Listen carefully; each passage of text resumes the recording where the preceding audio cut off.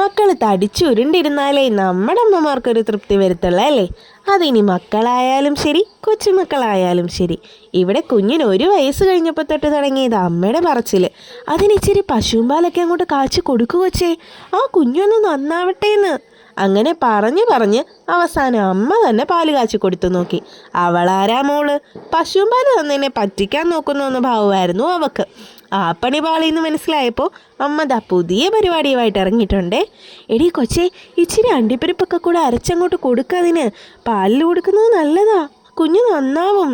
പറഞ്ഞിട്ടിനി കേട്ടില്ല എന്ന് വേണ്ട. അണ്ടിപ്പരിപ്പും ബദാമും 2 അത്തിപ്പഴവും ഒക്കെ കൂടെ കഴുകി കുതിരാനായിട്ടിട്ടു.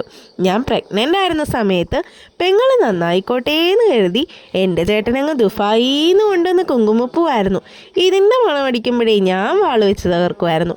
ഇത്രയും വില കൊടുത്ത് വാങ്ങിയ സാധനം വെറുതെ കളയാൻ പറ്റുമോ? എന്നാൽ പിന്നെ ഇനി ഇതിവളെ തന്നെ കുടിപ്പിച്ച് തീർക്കാമെന്ന് ഓർത്തു. കുതിർത്ത് വെച്ച സാധനങ്ങളും കുങ്കുമപ്പൂവിട്ട് കാച്ചിയ പാലും കൂടെ നന്നായിട്ട് അരച്ചെടുത്തു. കണ്ടിട്ട് നല്ല റിച്ച് ലുക്കൊക്കെ ഉണ്ടായിരുന്നെങ്കിലും ഒരു വാ കഴിപ്പിക്കാൻ വേണ്ടി കുഞ്ഞിപ്പെണ്ണനെ മുറ്റം മുഴുവനും വിട്ട് ഓടിച്ചിട്ടുണ്ടായിരുന്നു.